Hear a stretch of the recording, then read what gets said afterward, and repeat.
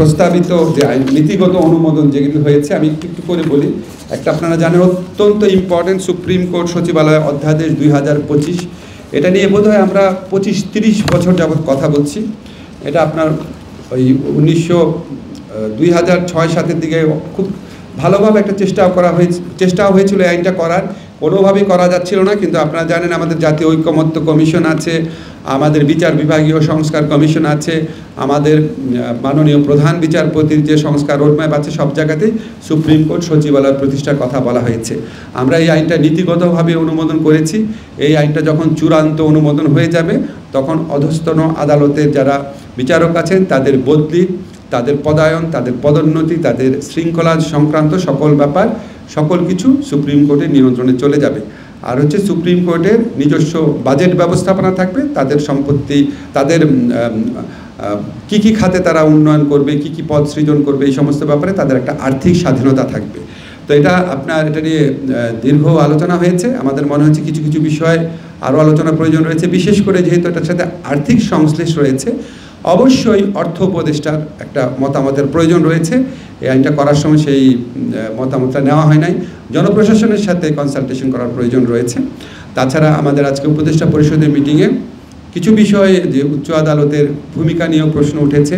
যেমন ধরেন আপনারা জানেন সাম্প্রতিককালে আপনারা কেউ এটা ইনভেস্টিগেট করেন নাই, আমি আপনাদেরকে অনুরোধ করব ইনভেস্টিগেট করেন যে একটা উচ্চ আদালতের একটা বেঞ্চ একদিনে 4 থেকে 5 ঘন্টায় 800 মামলায় প্রায় জামিন দিয়েছেন।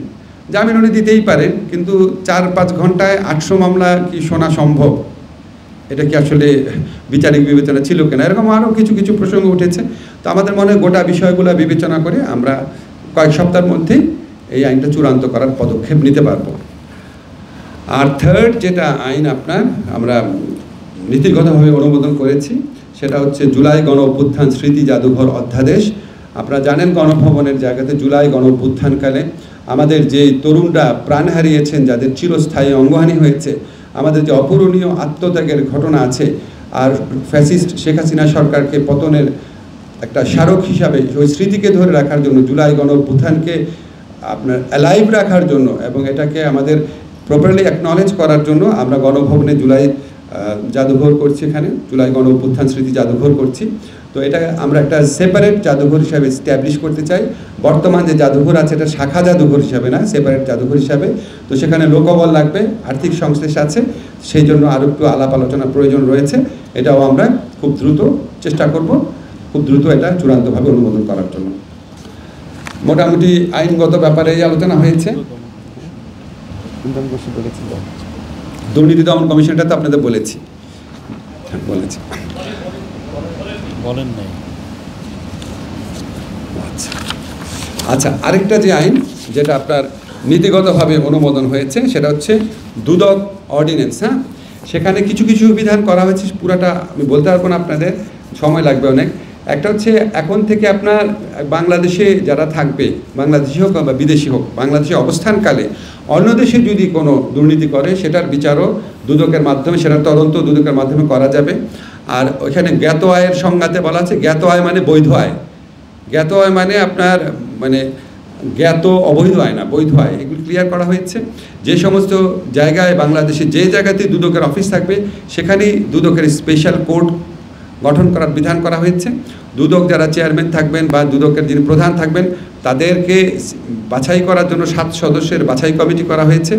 সুপ্রিম কোর্টের আপিলেট ডিভিশনের একজন বিচারকের নেতৃত্বটা হবে এবং ওনারা গণবিজ্ঞপ্তির মাধ্যমে প্রার্থী বাছাই করবে। তাছাড়া ওনারা নিজেরাও প্রার্থী বাছাই করবে নিজের বিবেচনায়।